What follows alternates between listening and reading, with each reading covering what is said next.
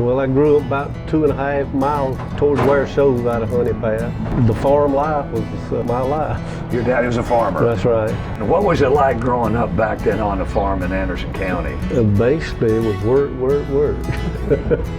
I drove a tractor a lot. I cultivated and plowed land, and my sisters, they worked. They did a lot of the weeding and the hoeing and stuff like that. A lot of hand work in sweet potatoes and sweet corn. We sold a lot of that. But your daddy early on realized that he could make some money selling produce.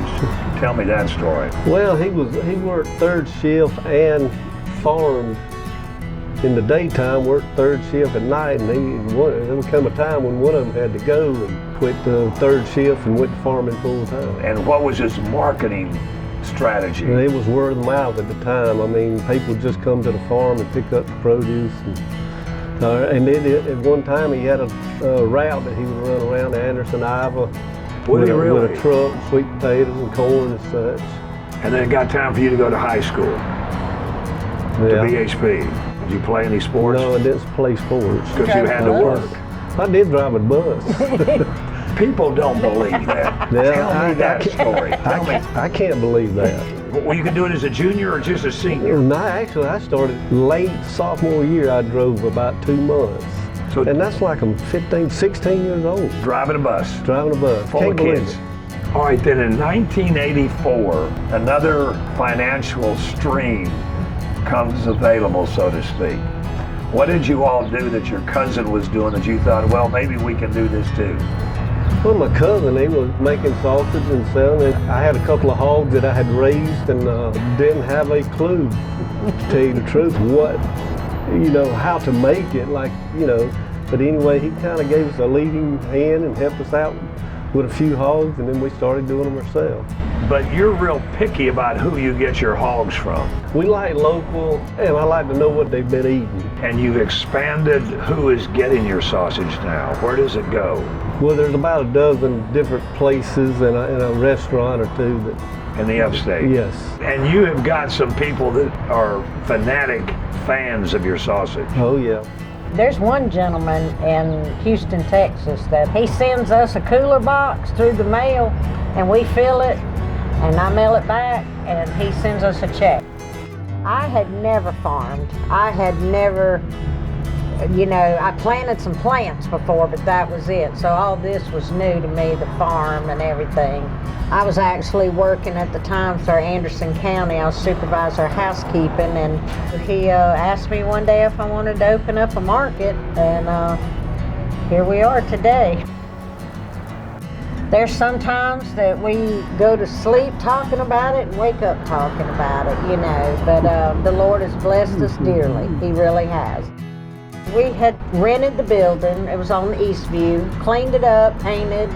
He went to Columbia to the market, and what we thought was a load, it didn't even fill a piece of the store. One friend, he built us tables. And so you started out small? Very small, yeah. We rented that store for a little over 2 years, and just wanted to expand as far as with different products that we didn't have enough room for.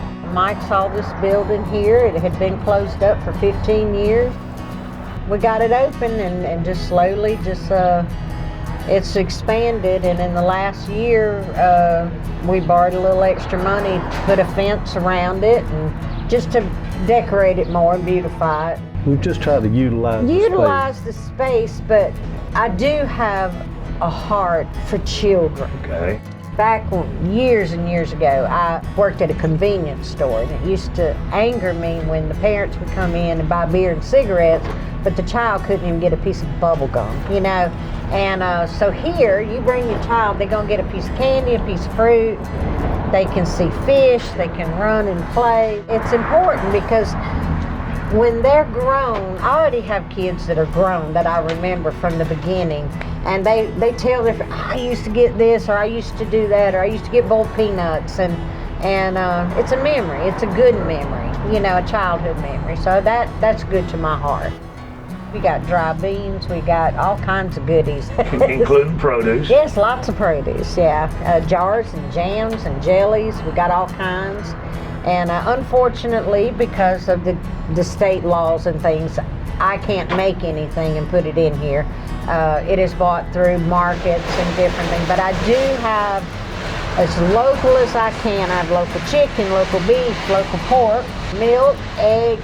I just recently got some soaps and lotions and things through Michelle Duckworth. Yeah. She owns Twin Creeks Farm.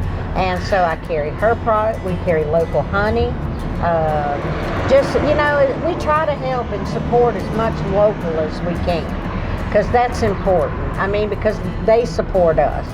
We have our metal man, who he does metal artwork. He's a local artist, Mr. Leroy Overholt. He makes the chairs and the furniture, and then we like to bum around about once or twice a year and take off, and we'll go antiquing and hit back roads and buy stuff and bring it back for people to enjoy and buy. And Mike, he loves cast iron, and so we buy a lot of cast iron and things, and so we've been blessed.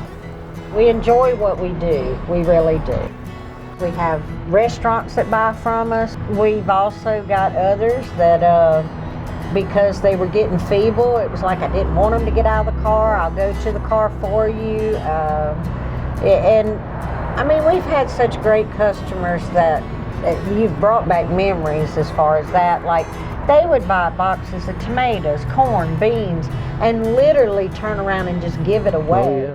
I've sat and I've talked with them about their children, about their lives, and sometimes that's all somebody wants is just to hear, you know. But we have chairs. You're welcome to come sit, enjoy, and that's what I love about it. We've had a lot of good times. We've raised our children. All of our children have worked for us. Really? Yeah, Mike has 2 boys, and I have a girl and a boy, and they've all been here and helped and threw their hands in, but they're all married and have jobs now, and one of them lives far away, and he used to try to run from me when the flower truck lady would show up. He'd try, I gotta go, because he'd have to go to work. Unload it. Unload it, yeah. But, you know, our children have been a blessing to us, you know. When something's been gone down, they've been here to help. Now we have 5 beautiful grandchildren that I pray one day that they can see and be here and help like their parents did. Talking about flowers, Mike says that you try to get everything you get here from at least a regional. Oh, yes. And your flowers Yes. are out of North Carolina. Well, I mean, no. I mean, I'm as local as Belton, Anderson, Gray Court, and we do go up to Hendersonville. We have made some wonderful people in our time. We have made good friends. But what I like most about sourcing like that is, I always say there's no junk in the plants. And what I mean by that is like a bunch of like hard fertilizers and that. So when you get home, you can still grow it because it's not been pumped full of junk, you know. And people have come back and said we have good plants and things, and so I love it. I love it. I have to sometimes tell myself it's time to hold the reins, you know, but yeah, I love it. That's so this is my flower garden. And you're sharing it. Yes, yes. Yeah.